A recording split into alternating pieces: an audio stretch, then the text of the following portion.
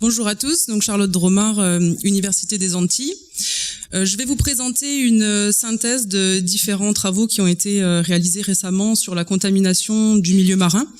Donc vous voyez qu'il y a de nombreux co-auteurs à cette synthèse et qu'elle implique différents laboratoires.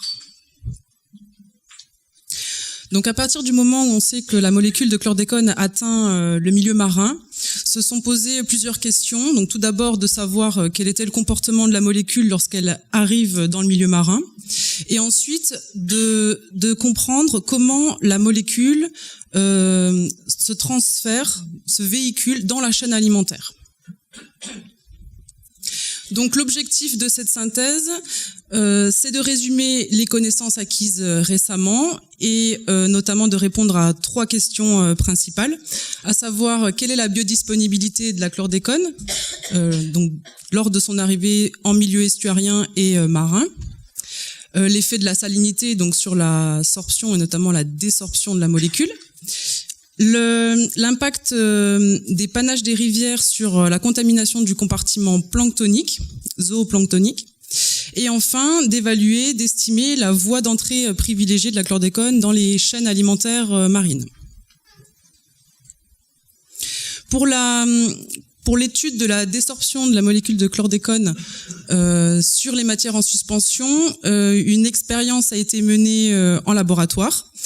Donc le principe était d'introduire des allophanes dont la concentration en chlordécone était connue, 100 nanogrammes par litre, dans des fioles en contact avec une solution aqueuse dont la salinité variait de 0 à 30.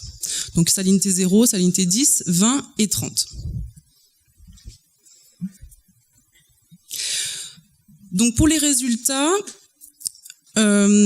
pour les salinités 0 et 10, il a été montré que 80% de la chlordécone initiale restait adsorbée sur les allophanes, 20% était libérée sous forme libre dans la phase aqueuse, tandis que pour la salinité 20, on a une quantité de chlordécone un petit peu moindre qui est libérée dans la partie aqueuse. Et enfin, pour la salinité 30, donc qui mime la salinité des eaux côtières marines, seulement 10% de la chlordécone se retrouvait dans la phase aqueuse. Donc 90% de la chlordécone était restée adsorbée sur les allophanes.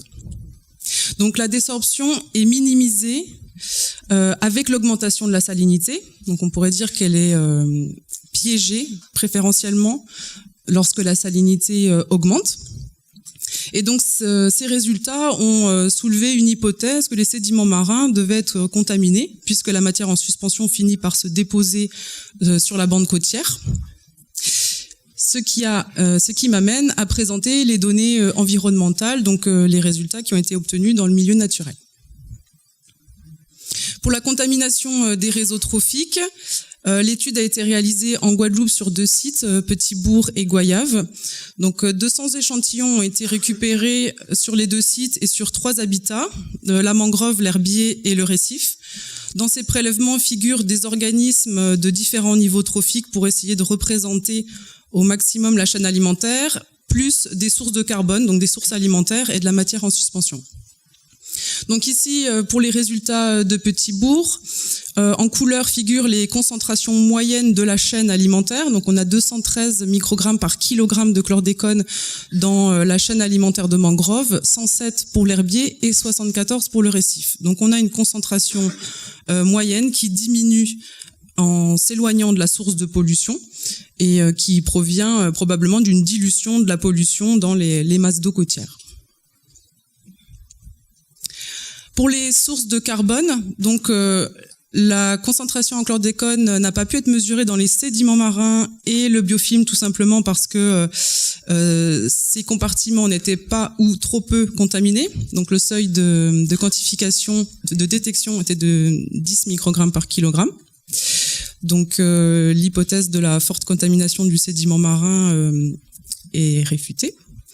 Par contre, on observe une concentration en chlordécone importante dans les matières en suspension et notamment dans le système mangrove, c'est ce qui figure en marron sur le schéma. Donc, c'est-à-dire dans les matières qui arrivent, qui sont le plus proches de la source de pollution.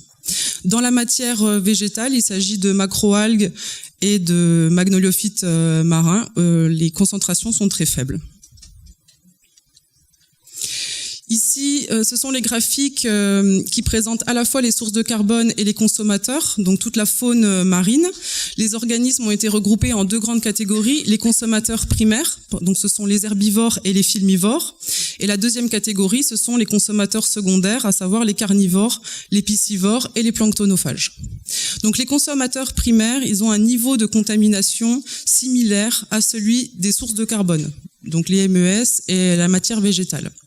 Par contre, on a une augmentation significative entre les consommateurs primaires et les consommateurs secondaires. Donc la carnivorie induit une augmentation significative dans le niveau de contamination. Donc en écologie, quand on travaille sur les réseaux trophiques, on travaille beaucoup avec les analyses isotopiques. Donc ici, c'est un diagramme isotopique qui présente les signatures en azote et les signatures en carbone des différentes espèces qui ont été étudiées. La signature en azote est un indicateur du niveau trophique. En couleur figurent les différentes catégories trophiques. Et les cercles sont proportionnels à la concentration en chlordécone. Donc ici, c'est le réseau trophique de la mangrove. Donc on remarque que les concentrations en chlordécone ne sont pas forcément proportionnelles au niveau trophique. On obtient aussi des concentrations importantes pour des organismes qui sont relativement bas dans la chaîne alimentaire. Par contre, vous allez voir que dans la zone de récif, on a une organisation totalement différente, à savoir tous les organismes qui sont en bas de chaîne alimentaire sont faiblement contaminés, tandis que les organismes de haut niveau trophique possèdent les concentrations en chlordécone les plus élevées. Donc là, ces deux diagrammes indiquent deux phénomènes bien différents dans le mécanisme de contamination. Et ces résultats ont été ici synthétisés dans ce graphique. Donc il s'agit du log des concentrations en chlordécone en fonction de la signature en azote, donc du niveau trophique, pour la mangrove en noir, l'herbier en gris et le récif en blanc. Donc sur ces droites de corrélation, donc qui étaient toutes positives et significatives, deux coefficients nous aident à interpréter les données. Donc la pente, tout d'abord, le coefficient A, qui va nous servir à mesurer le TMF, le Trophic Magnification Factor. À savoir que lorsque ce TMF est supérieur à 1, il y a une indication sur la bioamplification, c'est-à-dire qu'il existe un phénomène de contamination par voie trophique, en consommant des proies consommées. Donc les TMF étaient tous supérieurs à 1, 1,07 en mangrove, 1,14 en herbier et 1,21 en récif. Donc il est maximal en récif et minimal en mangrove.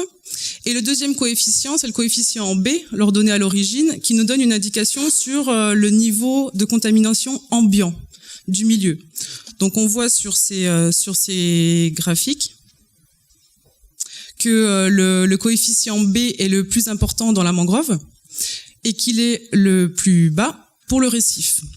Donc, en résumé, on a un niveau de contamination ambiant qui est plus important dans la mangrove, avec un phénomène de bioamplification moindre, et totalement l'inverse en récif. C'est-à-dire que le milieu ambiant est plus faiblement contaminé, mais par contre, on a des mécanismes de bioamplification plus poussés, plus importants.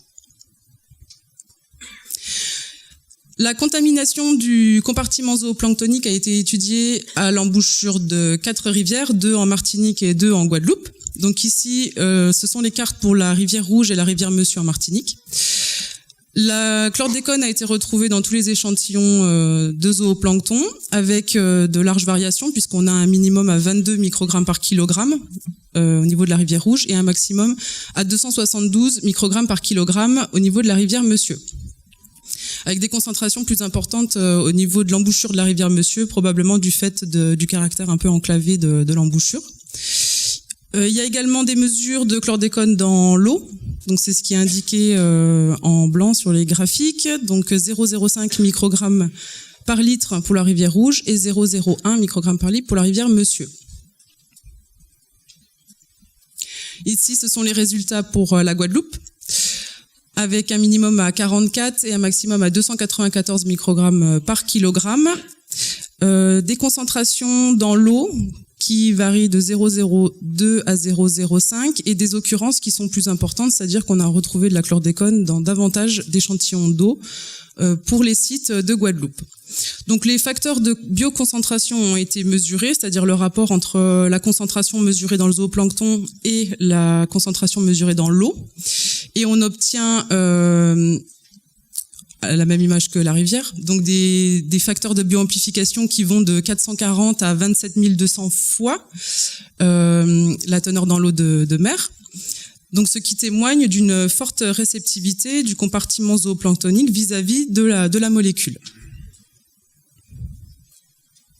Donc, pour répondre aux questions et résumer un peu ces différentes études, donc quelle est la part de la contamination de la phase dissoute dans le transfert vers le réseau trophique? Donc, nous avons vu que 20% des molécules de chlordécone restaient fixées sur les allophanes lors de leur arrivée dans le milieu dulsacicole, donc c'était les salinités les plus faibles, et seulement 10% lors de l'arrivée dans le milieu marin, donc la salinité à 30.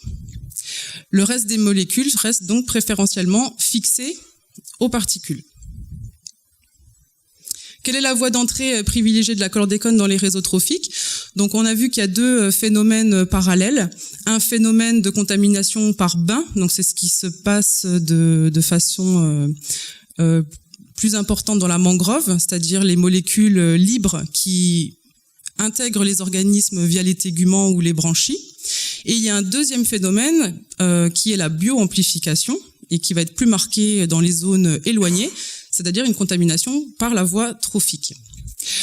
Lorsqu'on parle de bioamplification, la contamination initiale du réseau trophique semble être liée à la consommation de MES, qui sont fortement chargés, et également la consommation du zooplancton, qui, nous l'avons vu, est également fortement contaminé. Le comportement de la chlordécone dans les milieux naturels. Donc, ces molécules, elles sont intégrées rapidement au compartiment zooplanctonique qui, je vous l'ai rappelé ici, est quand même lié au comportement des matières en suspension. Et je rappelle dans ces conclusions que le facteur de bioamplification entre le zooplancton et l'eau est particulièrement élevé dans les différents sites étudiés. Donc ici, je rappelle les différents financements et les différents projets. Donc le projet Clipper pour les expériences de désorption, financé par l'Office de l'eau. Le projet de contamination du compartiment planctonique, financé par l'ONEMA, les Offices de l'eau et les DEAL Martinique-Guadeloupe. Et le projet CLOAL pour la contamination de la faune marine, financé par la préfecture de Martinique. Je vous remercie de votre attention.